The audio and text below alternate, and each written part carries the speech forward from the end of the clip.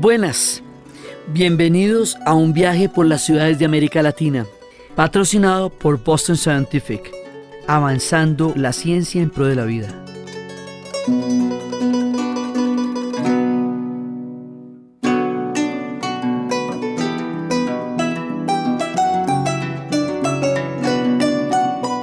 Hoy en nuestra historia de las ciudades de América Latina vamos a hablar de una historia muy particular, de una ciudad que tiene lo propio y que está atravesada por unas coordenadas geográficas comunes, como todas las ciudades de América Latina, pero con unas particularidades de su cultura, de su situación geopolítica, de la disputa de los dos imperios. Una ciudad linda, colonial, cálida, llena de árboles de mangos, con una gente muy bella que toma tereré, no solo mate, sino tereré, que es una bebida fría hecha de hojas de aguacate. Es una ciudad al sur, porque pasamos de nuestras historias de Centroamérica y de Cusco, vamos más para abajo, rumbo al sur-sur, y vamos a fundar en un punto estratégico la ciudad de Asunción.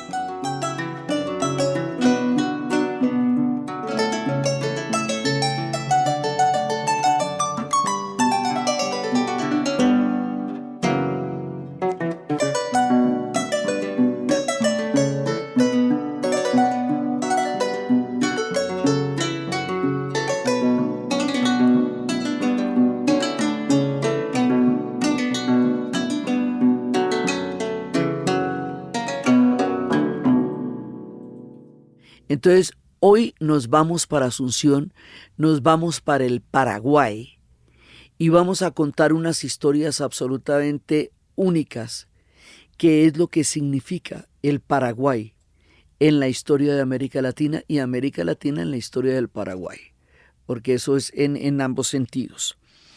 ¿Quiénes son los habitantes originarios? Son los guaraníes. Hay un mundo guaraní que hasta nuestros días determina la identidad histórica de los paraguayos, porque es la lengua que ellos hablan. En la actualidad son dos idiomas oficiales, el español y el guaraní, pero en el principio era un mundo guaraní. Eran guaraníes y tupíes, ambos son parte de una misma familia lingüística, como hemos hablado de los chibchas, de los arawak, y esa es la lengua que se habla antes de la llegada de los colonizadores europeos. Los guaraníes habitan la región oriental del Paraguay, el centro oeste del Brasil, el norte de la Argentina y las zonas del Chaco paraguayo y boliviano actualmente. Antes de la llegada de los europeos, ellos eran seminómadas y eran cazadores y agricultores. Los seminómadas son pueblos que se van desplazando según las estaciones, según la facilidad con que se consiga la comida en una región o en otra.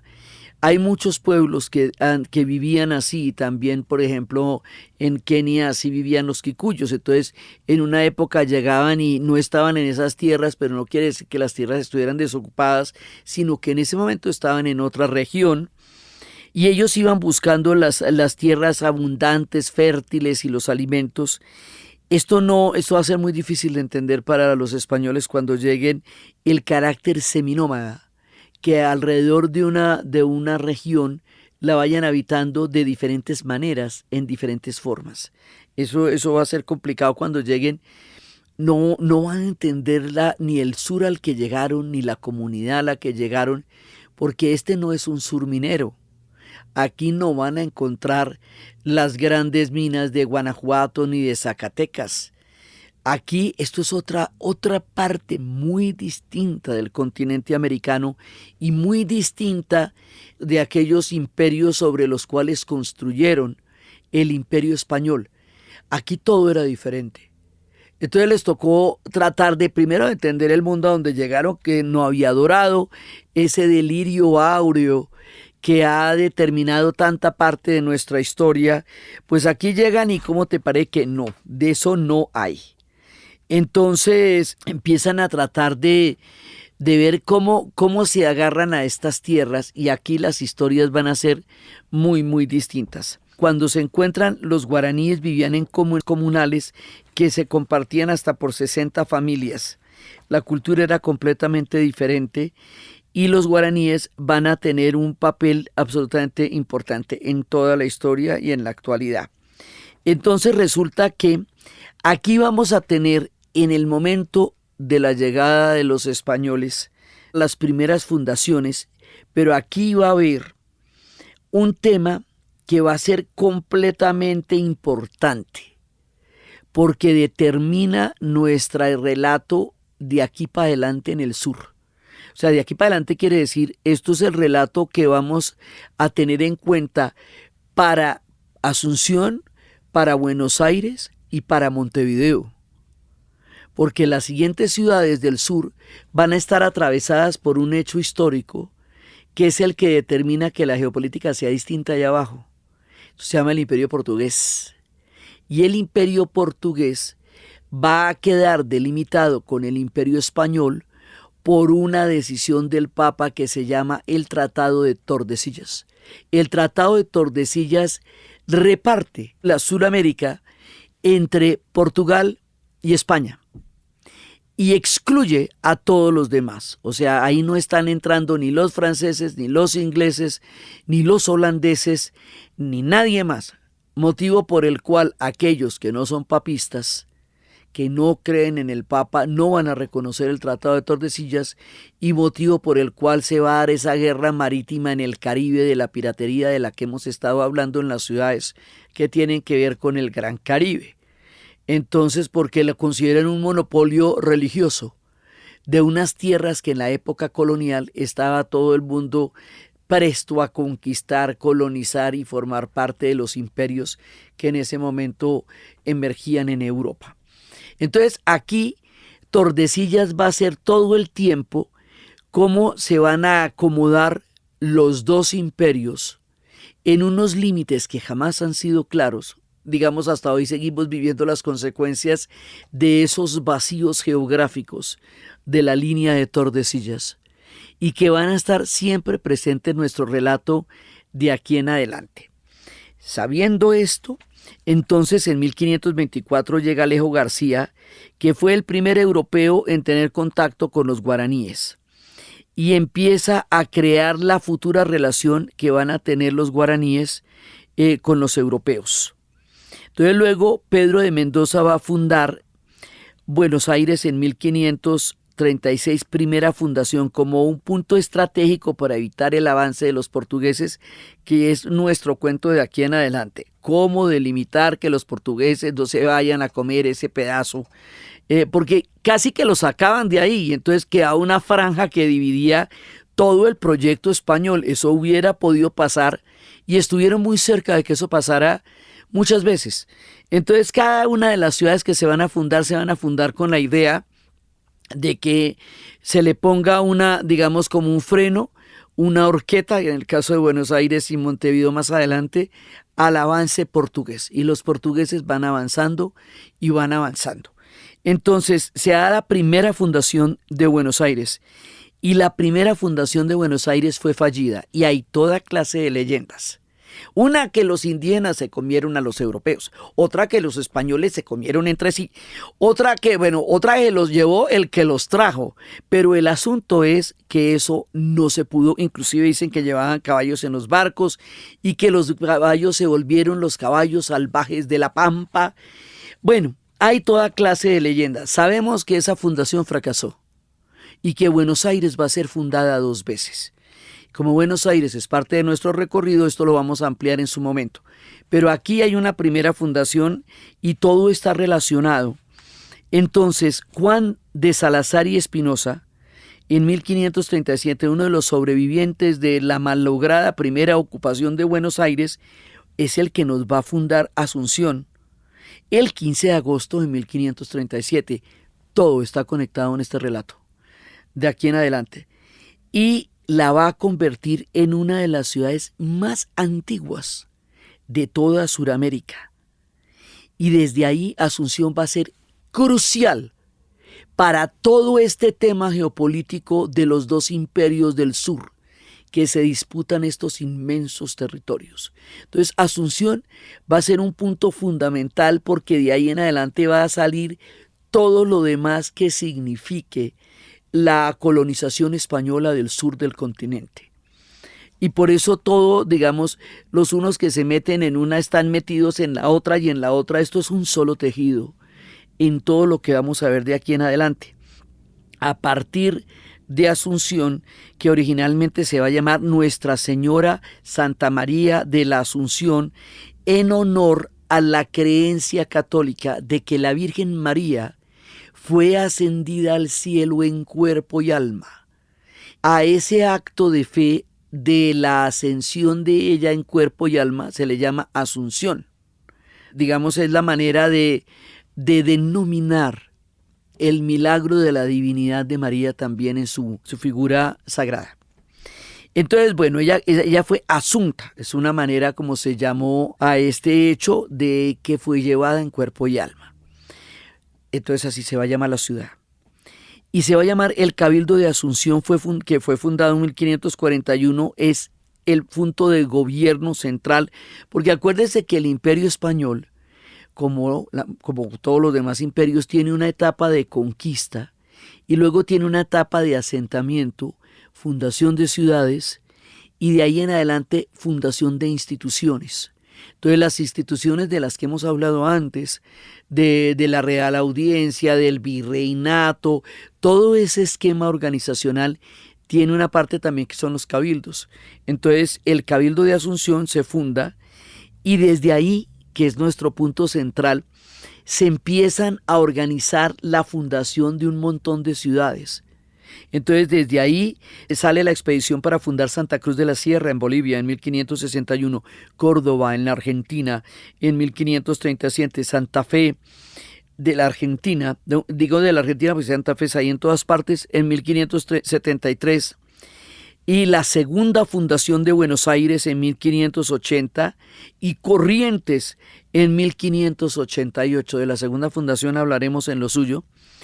Y por esto, por ser un núcleo a partir del cual se va a generar una fundación sistemática de ciudades, Asunción es llamada la madre de las ciudades, porque a partir de ahí es que todo lo demás se va a organizar. Entonces ella es importante, es fundacional y es un centro histórico a partir del cual se va a explicar el sur del continente en una medida poderosa. En un barrio de Asunción, gente viene y gente va, ya está llamando el tambor, la galopa va a empezar. 3 de febrero llegó el patrón señor San Blas, ameniza la función, la banda de Trinidad. Debajo de la enramada ya está formada la rueda y salen las galoperas, la galopa a bailar. Luciendo el quiguaderá, zarcillos de 3 pendientes, anillos 7 ramales y el rosario de coral.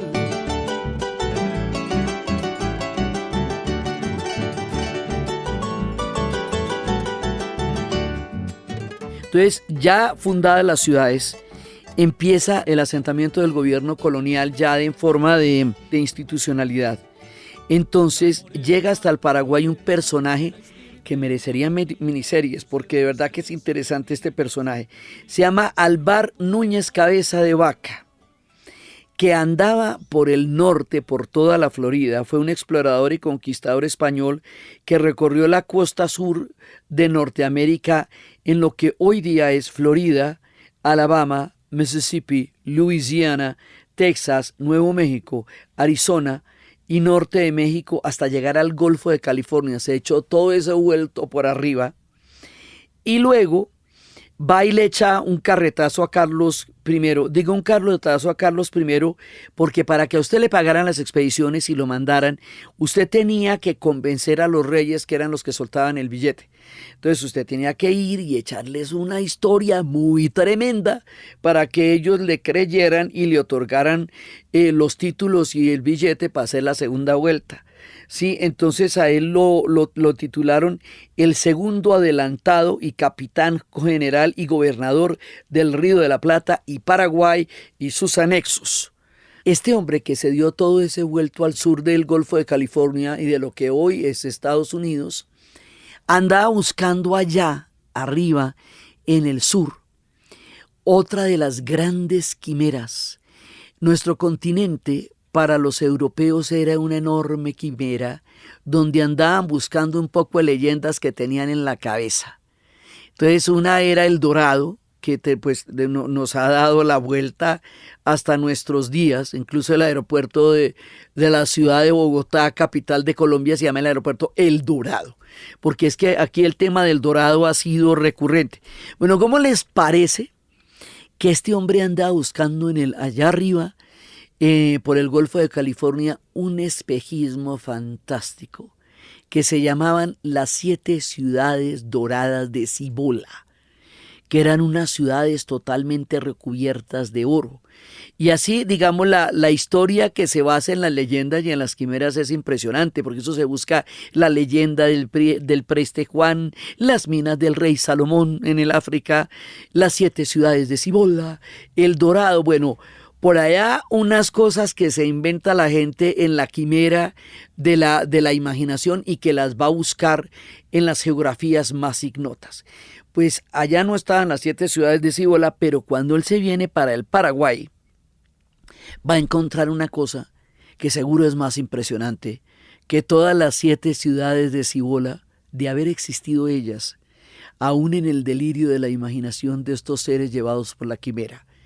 Suramérica y nuestro continente y nuestras ciudades son más impresionantes que sus quimeras, porque lo que nosotros tenemos es inimaginable.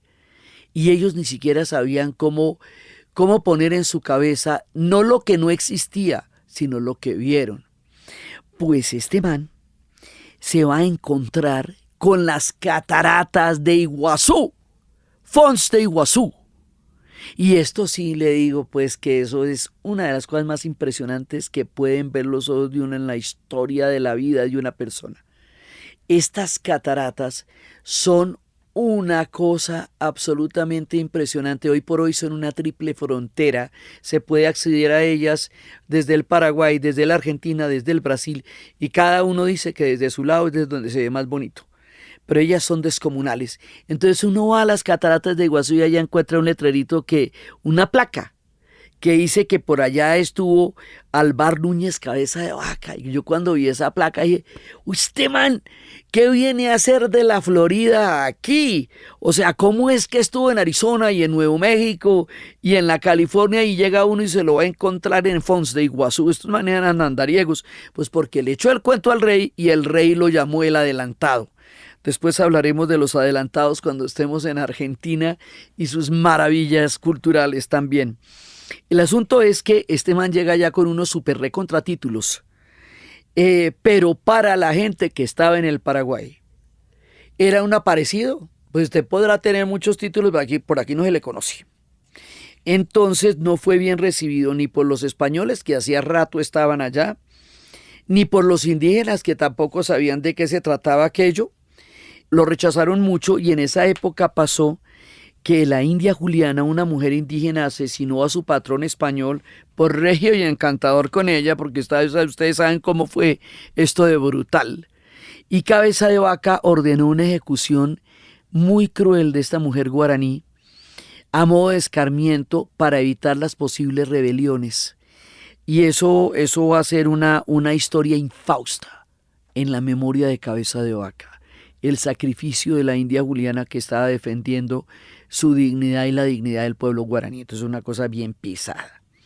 Entonces, el dominio español acá no era estable porque esta no era una tierra donde ellos pudieran reproducir los esquemas que hicieron en Cusco y en México Tenochtitlán, que era montarse sobre imperios que ya existían de una manera antigua y consolidada y que ellos pudieran equiparar institucionalmente con lo que ellos traían. Esto no me parecía nada de eso. Entonces no saben literalmente con qué se come y por eso estas colonizaciones eran inestables, no había como de dónde agarrarse para eso. Entonces los levantamientos, las resistencias siempre estuvieron a la orden del día en las historias de todo este sur.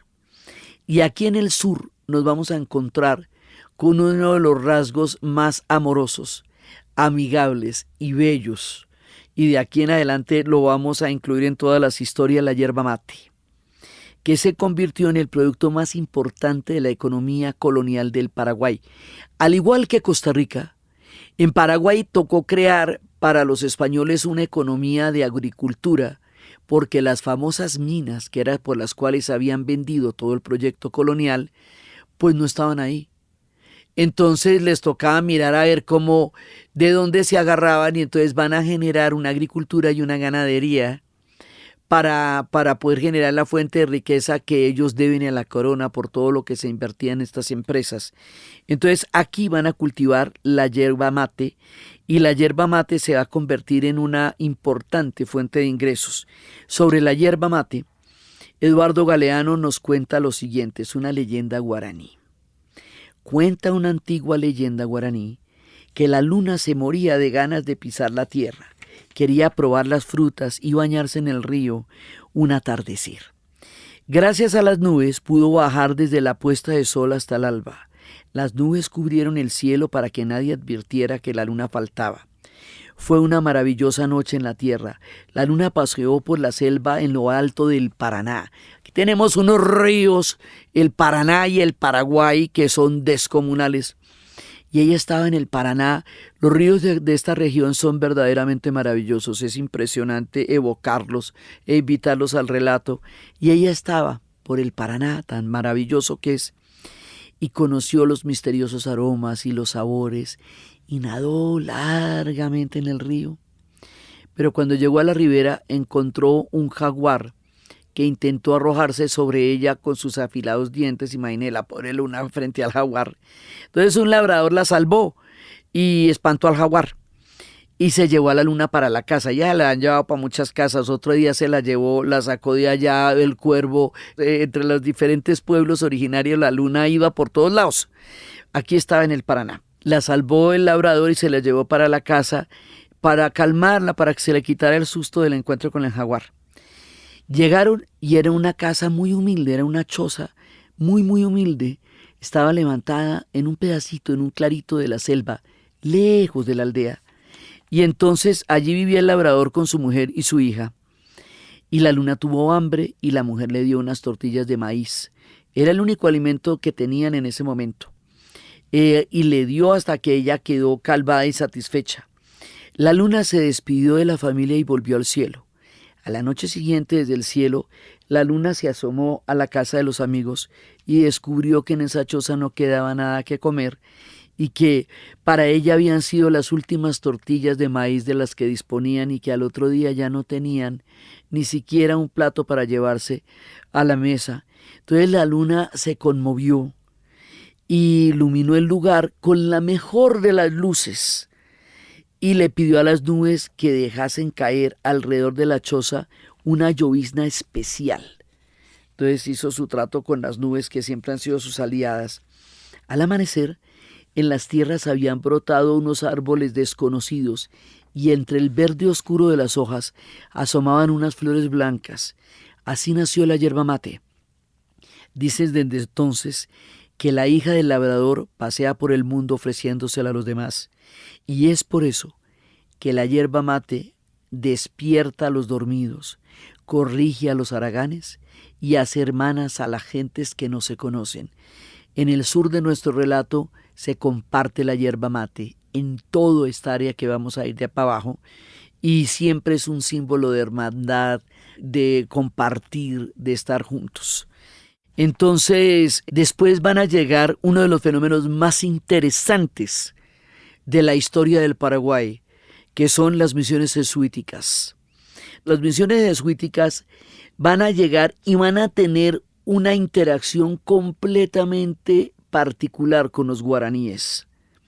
Ellos van a llegar a todos los lugares que eran las fundaciones guaraníes y van a empezar a fundar a partir del siglo XVII en la llamada provincia paraguaria, la orden religiosa de la Compañía de Jesús, estableciendo una serie de misiones para evangelizar a los guaraníes y a los pueblos que estaban alrededor. Las misiones se extendían como una especie de estancias, donde había producción ganadera, desarrollo del comercio, la carne, la yerba mate, el cuero, la lana. Crearon, digamos, unas organizaciones arquitectónicas, funcionales, administrativas, que eran las misiones grandes. Y ahí empezaron en esas instancias a crear las misiones en lo que hoy es, digamos, todas estas fundaciones estaban en lo que hoy es Misiones y Corrientes en la Argentina. Había 8 en el Paraguay, 7 en las denominadas misiones orientales que hoy corresponden al sudeste del Brasil. Por eso es que nosotros sabemos hablar de misiones en Argentina, de misiones en Paraguay, pero también había unas en el sur del Brasil. Fue una expansión grande de los jesuitas en esa zona. Y allí ellos, para poder entrar en contacto con los guaraníes, aprenden guaraní y les hablan directamente en guaraní. Digamos, el castellano se enseñaba como idioma unificador en todas las posesiones españolas. Por eso a la final, a la hora del té, cuando ya después se hagan las independencias y nos separemos del Imperio Español y el Imperio Español se vaya otra vez para su casa, el idioma oficial que se va a decidir en el continente es el español, porque es el idioma que fue unificador de toda la colonización española y por lo demás hablamos 1000 lenguas diferentes. Entonces el idioma sería el español y la religión sería el catolicismo, porque no hubo contrarreforma. Este tipo de, digamos, de decisiones van a influenciar a todo el continente y van a ser una de las razones por las cuales tantos pueblos de la tierra hablamos una misma lengua, fenómeno cultural que es casi irrepetible en el resto del planeta, que tanta gente hable español. Entonces eso, cuando uno le cuenta a los surafricanos que tienen 11 lenguas oficiales, no se la creen. Entonces resulta que los jesuitas se la pillan que el guaraní es esencial, es primigenio, es fundacional, y aprenden guaraní para poder entrar en contacto con los pueblos guaraníes, y a ellos les van a enseñar, incluso les enseñan latín. Las misiones empezaron a hacer libros en guaraní sobre gramática, catecismos, manuales de oraciones, hicieron diccionarios y empezaron a trabajar un proceso musical. Y a cada pueblo le crearon un coro y una orquesta. Se hizo muy importante la participación de los niños y que los adultos se organizaran en los coros y en las iglesias, y crearon un espectro cultural y musical interesantísimo. Esto es tan particular porque, si bien sucedió en muchas partes donde los jesuitas estaban alrededor del mundo, va a ser particularmente enriquecedor en el Paraguay, en que ellos también llevaron el arpa. A Colombia también trajeron el arpa a los jesuitas, y nosotros tenemos, entre otras muchas cosas, una hermandad musical con los paraguayos por el arpa. Tendremos otra, ya les explicaré por qué somos hermanos de los paraguayos. Entonces resulta que, como siempre estaba de la amenaza de la expansión del Imperio Portugués, siempre está a la orden del día. En el Imperio Portugués había una figura que se llamaban los bandeirantes, y los bandeirantes eran una especie de empresarios independientes, apoyados por la corona, pero independientes, que se hacían a la cantidad de riquezas que pudieran conquistar. Eran como los encomenderos, pero tenían una relación con la corona un poco más independiente. Y los bandeirantes eran cazadores de indios, o sea, genocidas. Mataron una increíble cantidad de gente, pero como son digamos, van a ser también un punto de relato importante en lo que va a ser en el futuro el imperio portugués, pues son muy importantes en el relato brasilero, pero ellos mataban indios, eso era lo que hacían. Para evitar que los bandeirantes atacaran a la gente de las misiones. En ese momento, los jesuitas le dieron formación militar a los guaraníes para que se pudieran defender. La película para poder ver esto se llama La Misión, con Robert De Niro y Jeremy Irons. Es una película tremenda.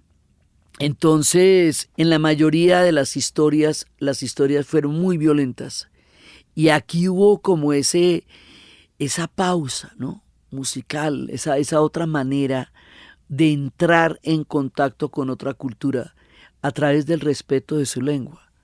Pues digamos, San Patricio hizo algo parecido en Irlanda cuando a través de las leyendas irlandesas introdujo la fe católica. Lo hizo sobre la misma estructura legendaria tan poderosa de los irlandeses. Digamos, entendieron la cultura de los pueblos a los cuales iban a llevar el mensaje evangelizador. Entonces, bueno, ellos estaban allá todos contentos y todo, pero resulta que la manera como estaban estructurados, tanto los virreinatos como el imperio portugués, en estas regiones tan grandes, no era viable administrativamente. Imagínense que la capital de todas estas regiones seguía siendo Lima y esto está arriba, pero arriba. Entonces eso no se puede controlar desde Lima esto, ¿me entiende? Eso no es práctico. Entonces por eso es que se van a hacer las reformas borbónicas. Y las reformas borbónicas van a convertir esto en virreinatos de ahí para abajo. Entonces lo separan del virreinato de Lima y van a hacer el virreinato del Río de la Plata. Sí, sigue siendo una cosa enorme, pero por lo menos tiene una jurisdicción propia y no se manda desde Lima porque eso está muy lejos. El virreinato del Río de la Plata se va a hacer en 1776 y otro tanto se van a hacer en las reformas del Imperio Portugués, que son las reformas pombálicas, unas por los Borbones y otras por Pombal.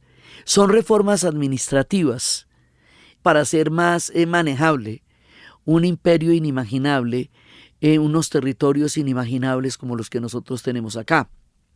Pero eso tiene una cantidad de implicaciones para la gente. Y una de las implicaciones es que eso, digamos, iba directamente contra las misiones, porque hay una cantidad de estas misiones que van a quedar del lado de los portugueses y las acaban. ¿Sí? Entonces están en peligro todas las misiones y como los jesuitas habían hecho esta alianza con los guaraníes, se armaron unas resistencias impresionantes que duraron 11 años. Lograron luchando para que no se acabaran las misiones y para poder resistir a las implicaciones de estas reformas. Total, terminaron echando a los jesuitas. Terminaron echándolos de toda la América Latina porque eran un poder que no podían controlar ni la corona ni el papado mismo. O sea, ellos agarraron su propio vuelo y generan un relato histórico tan poderoso que nadie podía competir con ellos en su inteligencia cultural y en su organización y en su talento organizacional. Total, los echan. Entonces es cuando les digo que se vean La Misión con Jeremy Irons, con Robert De Niro y jovencito está Liam Neeson, era así pollo chiquitico. Durante la época colonial, las misiones y Asunción van a ser muy importantes por todo lo anteriormente expuesto.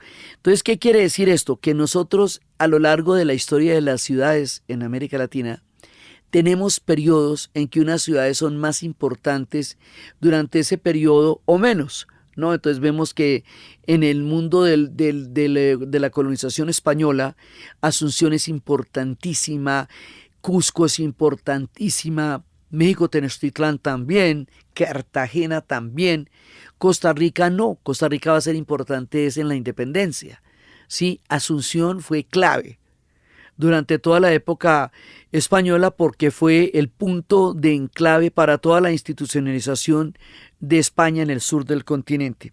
Entonces luego viene la independencia y el proceso de la independencia de Paraguay es delicado y fresco y todo bien. porque, digamos, al lado de las batallas tan tremendas que dimos en el norte, al lado de las batallas de lo que le tocó a Cartagena, el cerco, y al lado de, pues, de todas las batallas de Pichincha, de Junín, de Ayacucho, sí, de Maipo, al lado de todas las batallas de Carabobo, de Puente Boyacá. No, aquí no pasó nada de eso. Aquí, el 14 de mayo de 1812, tranquilamente, hay un acuerdo entre los militares y los comerciantes criollos que buscaban mucho mayor poder político, que es originalmente una de las motores fundamentales de las independencias, y llaman los criollos que tenían tomado el cuartel de Asunción, liberan a más de 30 detenidos que tenían, y en la madrugada le dicen a los oficiales del ejército español liderado por Pedro Juan Caballero que le entreguen al gobernador Velasco una carta que exigía dinero y armas y expulsar a las autoridades españolas del cabildo. Las autoridades españolas no estaban en condiciones de oponer resistencia, entre otras cosas porque ya, digamos, aquí no logran llegar a tener un poderío militar tan grande como el que van a tener en otras partes. Entonces se van. Entonces, pues nada, Velasco se rinde. Se disparan 21 cañonazos y por una callecita que queda detrás del palacio, una callecita pequeñita, uno sale por ahí por la puertica y ahí hay una callecita y por ahí salían los españoles. Y chao, muchas gracias. Y así fue. Una cosa que llegó a ser tan importante como lo fue en la madre de las ciudades, y ellos se precian de haber tenido una independencia pacífica. Eso para ellos es un relato importante y chévere. Y entonces se dispararon los 21 cañonazos, se creó la bandera nueva que representa una nueva nación y todo bien. Entonces la sacaron barata estos manes ahí, otros la sacamos muy cara en la independencia, pero lo suyo va a ser mucho más grave más adelante. Entonces va a haber unos personajes, Paraguay tiene unos personajotes tremendos. Uno de los personajes es José Gaspar Francia, un tipo impresionante. Él se llama a sí mismo el Supremo. A ver, hay una novela sobre él de Augusto Roa Bastos que se llama Yo, el Supremo, por este personaje Francia, y se vuelve dictador de la República del Paraguay, y él rediseñó el Paraguay y rediseñó Asunción y destruyó la Asunción que había y la hizo con la cuadrícula española, con el damero que tienen las demás ciudades. Así que en cambio también tiene su damero como las demás ciudades. Él va a construir un sueño paraguayo, él va a construir un proyecto paraguayo, él va a construir un destino paraguayo grande, pensándolo muy en grande. Y luego va a venir el suceso histórico más trágico y más aterrador que haya vivido el Paraguay, y esto es una cosa tan triste, tan brava, tan tremenda. Se le conoce con el nombre de la Triple Alianza. Ocurre entre 1864 y 1870. Cuando yo fui a la Feria del Libro en el Paraguay, en Asunción, estuve hace unos años, estuve hace 5 años. Yo quería ver si había algo en la Feria del Libro de la Guerra de la Triple Alianza, porque siempre ha sido un tema de mucho interés. Bueno, no, era que toda la Feria del Libro estaba dedicada a la Guerra de la Triple Alianza. Era que todos los libros hablaban de eso. Entonces uno dice, si esto tiene toda esta vigencia editorial en Asunción, es que es una herida que todavía sangra. Y eso es lo que pasa con la Guerra de la Triple Alianza. Dejó heridas en el Paraguay con las que este país todavía carga, porque las consecuencias históricas fueron aterradoras. Entonces, ¿en qué consistió? Resulta que hay otro personaje igualmente tremendo, que es Solano López. Se recomienda mucho la lectura de Las Memorias del Fuego de Eduardo Galeano, porque cada una de estas historias tiene una narración mítica de Galeano que nos da una perspectiva poderosa y profunda de lo que significan cada uno de estos personajes. La historia del Paraguay es trascendental y este capítulo es un capítulo durísimo. Resulta que López Solano estaba en un conflicto porque imagínense que el Uruguay está muy cerquita del Brasil. Al Uruguay le toca duro, ya lo vamos a ver. El Uruguay, después de independizarse de España, lo va a invadir el imperio brasilero. Entonces van a tener que hacer la doble vuelta, independizarse de España e independizarse de Portugal, que ya en ese momento es Brasil, es un imperio brasilero. Entonces eso también se los vamos a contar cuando estemos en Salvador de Bahía, pero bueno, eso ya es más adelante. Entonces se tiene que independizar de ambos. Y más adelante también de las provincias del Río de la Plata cuando vaya a ser la banda oriental del Uruguay, pero ese es otro capítulo, eso es cuando ya estemos en Montevideo. Pero el asunto es que al paisito le toca atirse con todos los gigantes. Y en una de esas resulta que había una alianza que va a hacer Solano López con Uruguay y con el partido político que apoya al Uruguay. Que es el Partido Blanco, y el otro partido, digamos, de los de Uruguay, el otro partido que es el Partido Colorado, está apoyado por los brasileros que tienen, digamos, la idea de anexarse el Uruguay a su proyecto histórico.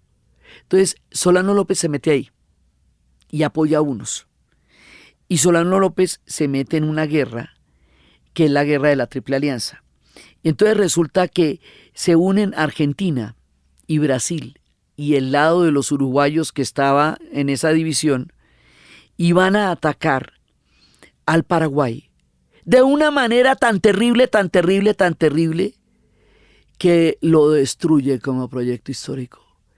El Paraguay en ese momento era el país más próspero, más estable, más económicamente viable, era un país florecido, frondoso, fantástico, un proyecto autogestionable, un proyecto grande, un gran sueño que tenía Gaspar Francia y que estaba llevando a cabo Solano López, y resulta que esta guerra lo despedaza. Esta guerra la iniciaron ellos, pero, o sea, el Paraguay, pero resulta que el enfrentamiento con Argentina, Brasil y el Uruguay mismo los va a destruir. Y es una guerra dolorosa, dolorosa, dolorosa, dolorosa, que arde en la memoria de los paraguayos porque determinó su futuro destino, que a los brasileños no les gusta mucho hablar de eso porque es una memoria dura para ellos también, pero después de esto el Paraguay no va a volver a ser el mismo nunca más, ve. Van a matar el 90% de los hombres. Van a tener que declarar oficial la poligamia. No hay suficientes hombres para poblar el Paraguay. Acuérdense lo que siempre les digo en la guerra, ¿no? Los más aptos, los más sanos, los más bellos. Esta guerra asesinó al capital humano masculino del pueblo paraguayo. ¿Se imagina eso? La devastación, la desolación que fue la guerra de la Triple Alianza, y ellos no se van a recuperar de eso. Van a perder un montón de territorios y van a perder a sus hombres, la gran mayoría de los hombres. El desarrollo industrial, la prosperidad del Paraguay, su proyección dentro de la grandeza del continente se esfuma en la guerra de la Triple Alianza. Y entonces Solano López va a morir en ella, y ahí hay un personaje que es muy bello, que es el personaje Elisa Lynch. Y es que Elisa Lynch es una mujer irlandesa que va a las tierras. Ella era una mujer de suyo, se le consideraba una mujer socialmente discutible por lo independiente, por lo altiva, por lo poderosa, por lo tremenda. Ella va a ser la mujer de Solano López. Ella va a ser una mujer indómita, poderosa, de una lealtad impresionante, y ella está con él hasta la muerte. Ella lo lleva cuando muere en batalla, ella lleva su cadáver. Es un personaje de las mujeres tremendas del continente, Elisa Lynch. Y resulta que esta guerra hace que también Asunción, nuestra hermosa Asunción, vaya a ser saqueada y arruinada después de la derrota. O sea, los borran. Esto es una cosa de un nivel de devastación tan terrible que todavía arde. Esa herida todavía la tienen ellos ahí. Es la herida de la guerra de la Triple Alianza. Se extiende el campo de Acostañú, ya no florir, que en su silencio recuerda aquella guerra azul. Cruzan sus valles viejas trincheras llenas de gloria tradicional. Como los 70 alzan las sombras de aquellos bravos del Paraguay. Yo quisiera cantarte tu heroico pasado, la gran epopeya de un pueblo viril. Pedacito de tierra, color de esperanza, reliquia de gloria y honor guaraní. Yuquiri vas surcando tu valle dormido, cual mudo testigo de tu curuzú. Que en 100 luchas tenaces, cruel resistencia pusieron los héroes de tu Acosañú. Y entonces, después las mujeres reconstruyeron Paraguay, se llaman residentas. Las residentas es el nombre como se le conoce a las mujeres que de los escombros reconstruyeron el país del Paraguay. Hay un homenaje muy importante a estas mujeres, están en los billetes y un poco nos recuerdan a la historia de lo que en el futuro serían las mujeres alemanas, que cogieron ladrillo por ladrillo, lo limpiaron y lo pegaron para reconstruir las ciudades alemanas después de la Segunda Guerra Mundial, para reconstruir Kassel, Berlín, todas las ciudades que quedaron arrasadas. Las residentas reconstruyeron Asunción y reconstruyeron el Paraguay. Y el Paraguay existe porque estas mujeres lo sacaron de la ruina y lo volvieron una nación que de alguna manera pudiera seguir su destino a pesar de este golpe tan duro. Este golpe es tenaz. Y este golpe es tenaz porque es que imagínense que eso hace que la relación del Paraguay con América Latina sea completamente distinta a la relación de todos los demás con América Latina. Que para ellos la relación con sus vecinos sea muy diferente porque hay una memoria de dolor muy grande aquí que todavía está ahí, digamos, todavía está ahí. Esas tensiones todavía se dan, especialmente con el Brasil, del que tienen esta relación de amor-odio, porque dependen muchísimo del Brasil, pues tienen la memoria de la guerra, y también con Argentina, menos con Uruguay a la hora del té, pero también. Entonces los paraguayos tienen otra identidad, se paran en otro lugar de América Latina. Ellos tienen un acento totalmente distinto a los acentos del sur, porque su acento viene del guaraní. Y el guaraní tiene una forma de respirar que es diferente a la forma como se respira en el español. Entonces los paraguayos cuando hablan tienen una forma distinta de emplear el aire que hace que su acento sea particular, porque su acento no viene del español, su acento viene del guaraní. Entonces, esto es lo que les digo, que la cultura y la historia del Paraguay es tan particular porque la atraviesan sucesos históricos muy específicos que moldearon una identidad distinta. Entonces, las mujeres trabajaron en la agricultura, en la ganadería, en la artesanía, en la enseñanza, en el comercio. Las mujeres hicieron Paraguay y es con un gran honor a las mujeres que se cuenta esta historia. Durante la Guerra de la Triple Alianza, Colombia los apoyó. Y al apoyarlos Colombia existe más es un reconocimiento histórico que un documento como tal, pero nosotros los colombianos quedamos hermanos de los paraguayos. Somos hermanos de ellos por haberlos apoyado en la Guerra de la Triple Alianza y eso nos hace que tengamos un vínculo especial. Número 13 ese regimiento, Tamoñaro, vente Oyecua. Fortín Nanagua, ese campamento, la muralla viva, Olleja.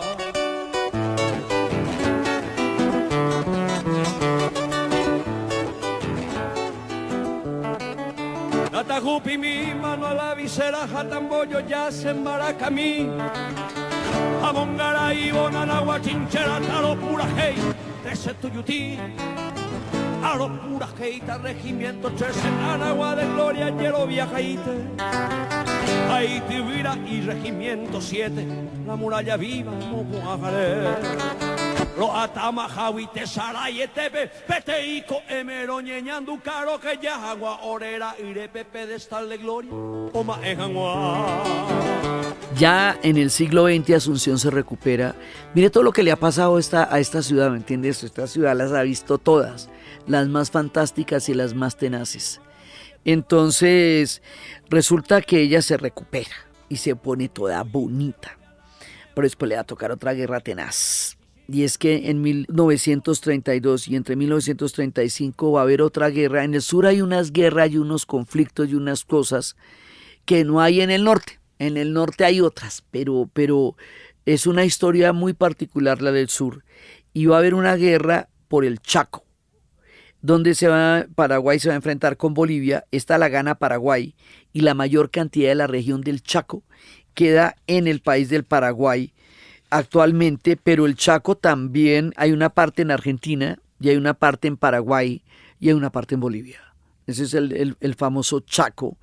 Y esto es un centro muy importante, con una consolidación económica y cultural muy importante para el Paraguay. Y el Paraguay sigue adelante a pesar de la guerra del Chaco. Y ahí hay un lago que nosotros lo vamos a conocer por la música, porque esta gente es musical. Es una melodía compuesta en el ritmo de la guaranía y que se llama Recuerdo de Ipacaraí. La escribe Zulema de Mirkin y Demetrio Ortiz, y es una de las canciones icónicas con las que se conoce el Lago Azul de Ipacaraí. Queda a 37 kilómetros de la capital, pero es un punto de turismo, de cultura, de estación veraniega, y es un punto muy importante. Una noche tibia nos conocimos junto al lago azul de Ipacaraí. Tú cantabas triste por el camino viejas melodías en guaraní, y con el embrujo de tus canciones iba ya naciendo tu amor en mí. Y en la noche hermosa de plenilunio de tus blancas manos sentí el calor que con sus caricias me dio el amor. ¿Dónde estás ahora, Cuñataí? Que tu suave canto no llega a mí. ¿Dónde estás ahora? Mi ser te añora. Ellos son muy ricos culturalmente y la música del arpa va a ser el instrumento emblemático del Paraguay, lo cual nos hermana con los colombianos, porque aquí en Colombia hay una región que se llama la región de los Llanos Orientales, donde el arpa llegó desde los tiempos jesuíticos y crea una manera absolutamente impresionante de narrarnos musicalmente en lo que se conoce como la música llanera y el joropo. Entonces, esta música va a tener las influencias europeas y guaraní, porque después data de toda esta época de las misiones, y es el arpa que les enseñaron los jesuitas y que tiene también toda la musicalidad y la cultura guaraní.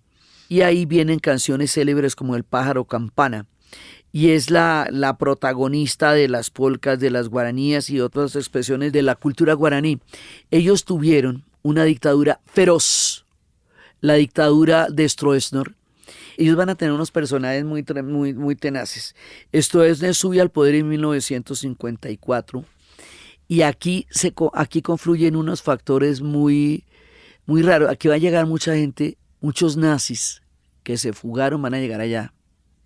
Van a llegar también los pies negros que perdieron la guerra por la independencia de Argelia. La independencia de Argelia va a ser una guerra durísima, y los franceses que llevaban mucho tiempo en Argelia, los franceses argelinos llamados pies negros, cuando lo pierden todo se van para el Paraguay.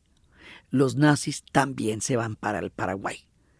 Y resulta que llega Stroessner y se nutre de las tácticas que tenían tanto los franceses argelinos, los pies negros, como los nazis, para montar una dictadura feroz. Y luego viene la doctrina de la seguridad nacional, como digamos que ya es una conflusión de eventos terribles, y él se monta en la doctrina de la seguridad nacional, en las dictaduras del sur del continente, pero a diferencia de Chile y a diferencia de Argentina y del Uruguay mismo, donde las dictaduras llegarían a partir de un golpe de Estado, él ya estaba en el poder cuando llegó toda la doctrina de la seguridad nacional y el enemigo interno y la reorganización de los ejércitos. Entonces él se monta en esa, pero él ya estaba ahí desde antes. Lo que va a hacer que sobre este pequeño Paraguay y sobre Asunción caiga una dictadura brutal durante mucho tiempo y deje unas heridas de dolor muy grandes. Entonces él es que es una dictadura que va a estar desde 1954 hasta 1989, óyeme. Eso es mucho tiempo. Entonces pasó todas las dictaduras del continente, pero estaba antes. Y es durante estas dictaduras en Asunción van a pasar una cantidad de cosas muy raras. Allá estaba el dictador Anastasio Somoza, que había sido derrotado en lo que sería la revolución de los sandinistas en Nicaragua.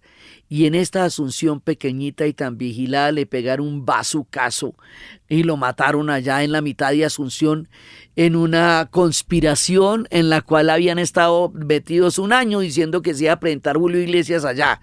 O sea, en Asunción pasan las cosas más raras y más particulares y es una ciudad apacible, bonita, con árboles, colonial, donde los asados son fundamentales. A ellos no les gusta vivir en edificios porque hacen asados.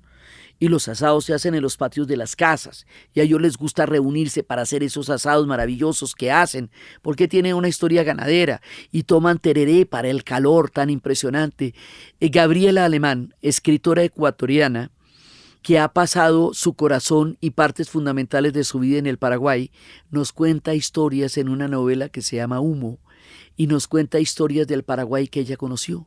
Entonces, en el Paraguay hay los lugares más extraños y más maravillosos. En el Paraguay están las Misiones, está una parte de Foz de Iguazú, está una ciudad cálida y bella que sería la principal ciudad del país, están unos paisajes descomunales, una cultura única y particular, una historia de la cual todo el mundo es consciente, porque dicen que todos los paraguayos fungen de historiadores, porque tienen muy clara la historia de su país. Paraguay es el primer país en ganarse el Oso de Berlín, la Berlinale, con una de las películas que se llama Las Herederas, que es una historia fantástica y maravillosamente bien contada. Paraguay es un lugar interesante, fascinante, lleno de historias, lleno de leyendas, lleno de música.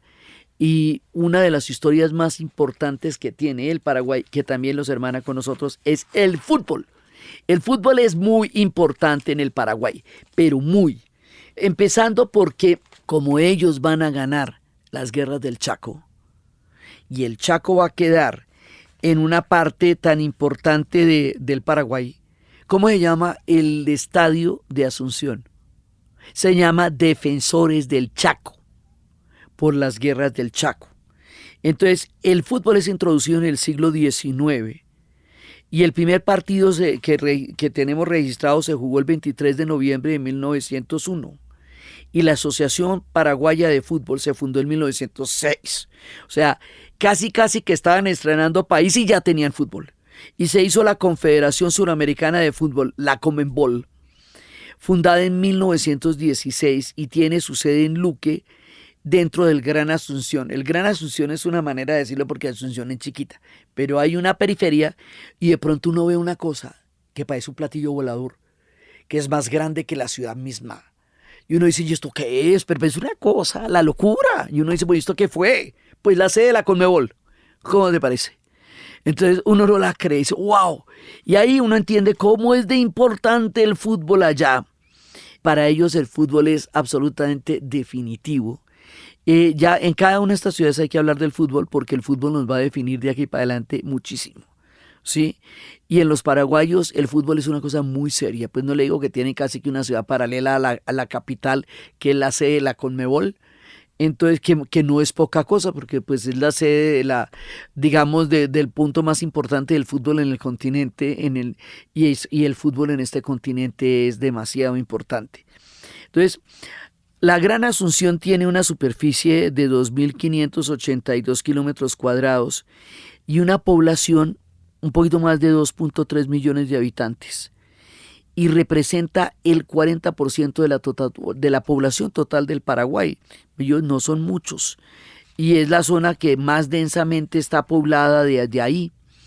Y la población es debido también a la gran migración. Ellos también han tenido una migración ahí, y todas las culturas y todas las historias y el fútbol y el arpa se encuentran en esta mágica ciudad de Asunción, a la cual dedicamos hoy nuestro recorrido con todo el cariño musical e histórico de esta joya en el sur del continente, Asunción, en nuestro recorrido de hoy. Entonces, desde los espacios del guaraní, del arpa, de las misiones, de esta ciudad madre de todas las ciudades, de Asunción, de los grandes ríos, del Paraná, del Paraguay, de la guerra de la Triple Alianza, de los dolores históricos, de sus personajes fantásticos, de Lisa Lynch, de López Solano, del pueblo paraguayo y de la yerba mate, en la narración de Ana Uribe. Y para ustedes, feliz día, cualquier día que se sea.